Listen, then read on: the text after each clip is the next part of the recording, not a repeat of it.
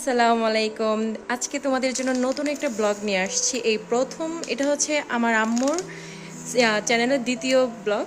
So দেখো, আজকে আমাদের মেনু হচ্ছে শুটকি পিঠা। মানে শুটকি বলতে কি চ্যাপা পিঠা, এটাকে তো চ্যাপা পিঠাই বলে।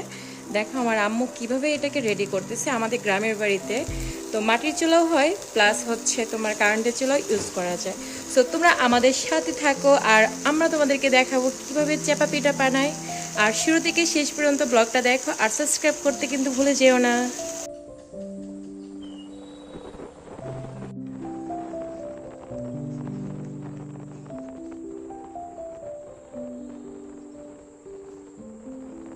তারপরে দেখো আমরা ছাদে চলে আসলাম শ্যুট করার জন্য, কারণ বাসা একদম অন্ধকার হয়ে আসতেছিল, কারণ দিন মানে বিকাল হয়ে যাচ্ছে সেজন্য। তো আমার আম্মু এই যে সব কিছু একবার রেডি করে নিয়ে আসছে। তো আম্মু বানালে আরেকটু স্পেশাল হয়, কিন্তু আজকে আমি এগুলো ভাজছিলাম। আমার ভাজটা তো সুন্দর হয় না, কিন্তু আমার আম্মুর হাতে অনেক সুন্দর হয়।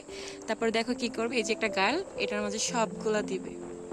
তারপর হচ্ছে তোমার এখানে পেঁয়াজ আছে, সাথে আলু আছে, আর ওখানে এক ধরনের পাতা দিচ্ছে, যেটা তোমাদের ভিডিওর শুরু থেকে এক ধরনের পাতা দেখছিলে না?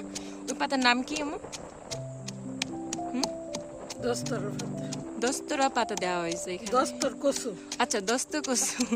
আসলে আমি এই সম্পর্কে আসলে আমার এই সম্পর্কে খুবই আইডিয়া কম, কারণ এই পাতা অনেকে বলে দুধ কচু। আচ্ছা, আমার এসব আইডিয়া খুবই কম। তো তোমরা দেখো কত সুন্দর করে। আর আমাদের বাসায় আসলে মানে তোমাদের ভাইয়া মানে আমার হাজবেন্ড এটা খুবই পছন্দ করে আমার আম্মুর হাতের এই চাপা শুটকির ভর্তার পিঠা। তারপর দেখো আমার আম্মু এটা রেডি করবে। এটা হচ্ছে সেই কচুর পাতা যেটা আমি তোমাদেরকে নাম বলতে পারি নাই। তো এটা আম্মু মনে নাই নিতে, তো এটা হচ্ছে আমি নেওয়ার জন্য নিচে আসলাম। তো এখন আমরা আবার ছাদে যাচ্ছি। ইসেফ আর মরিচ এক লগে দিতেছি কাটা ফিনিশ হওয়ার জন্য, নাহলে মুখে লাগবে কাটা। দেখো তোমাদেরকে একটু কাছ থেকে দেখা কত সুন্দর একটা কালার আসছে। এটা হচ্ছে কাঁচা মরিচ দিয়ে বানাইতেছে, এটা শুকনো মরিচ দিয়ে বানানো যায়, তোমরা চাইলে শুকনো মরিচ দিয়ে ট্রাই করতে পারো। এইভাবে আমি বলবো এটাই হচ্ছে সবচেয়ে ডিফারেন্স, মানে চ্যাপা শুটকি ভর্তা একমাত্র আমার মার হাতেই দেখেছি, আমি আর কোথাও দেখিনি। কিন্তু আমার আম্মু বলে এটা নাকি কুমিল্লা মানুষও নাকি এটা ট্রাই করে। এটা হয়তো বা যারা কুমিল্লা থাকে তারা হয়তো বা জানতে পারবে। আর তোমরা যারা কুমিল্লা মানুষ যদি থেকে থাকো কমেন্ট করে জানো আসলে কি তোমরা কি এভাবে শুটকি ভর্তা দিয়ে মানে চেপা ভর্তা দিয়ে ভাত খাও কিনা বা পিঠা বানাও কিনা। সো এই দেখো সাথে এই আলুটাও দিবে।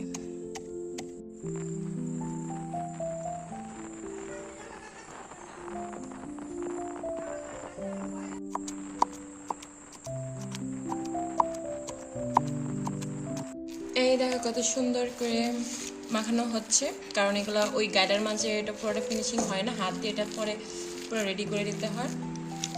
সুন্দর একটা কালার আসছে, একদম গ্রিন কালার। তারপর দেখো এদিকে পিঠা বানানোর শুরু হয়ে গেছে মাটির চুলায় তাও। তো এটা হচ্ছে দুইভাবে রান্না করা যায়, মানে সরি বানানো যায়। এক হচ্ছে তেল দিয়ে, একটা হচ্ছে তেল ছাড়া। এটা হচ্ছে তেল ছাড়া। এখন কিছুটা তেল ছাড়া হবে আর কিছুটা হবে তেল দিয়ে। দেখো কত সুন্দর আগুন জ্বলতেছে, আর এরকম সুস্বাদু খাবার কার না খেতে ভালো লাগবে। আর এই কড়াইটা বলতে পারি এরকম কেন, এটা এরকমই কালার, কারণ এটা দিয়ে পিঠা বানাইতে বানাইতে এটা কালারটা এরকম হয়ে গেছে।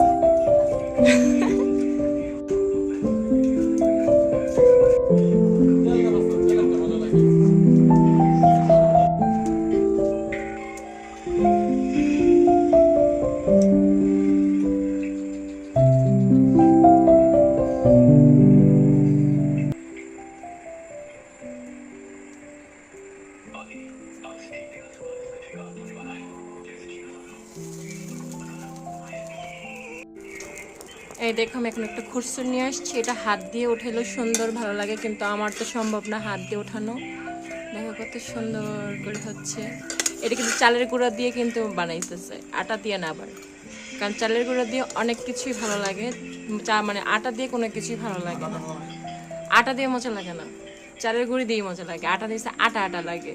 আর এটা হচ্ছে এটা আমাদের বাসায় কমন পিঠা, মানে আগে ছিল না, এটা আমার বিয়ের পর থেকে কমন পিঠা হয়ে গেছে, কারণ তোমাদের ভাইয়া এটা খুবই পছন্দ করে। তো শাশুড়ি হাতে এই পিঠাটা খেতে ভালো লাগে তার, এই জন্য আমাদের বাসাটা কমন হয়ে গেছে। আর এটা এখন আমি নাম দিয়েছি জামাই পিঠা, জামাই শুটকি পিঠা। তোমরা এখন থেকে এটাকে বলবো জামাই শুটকি পিঠা।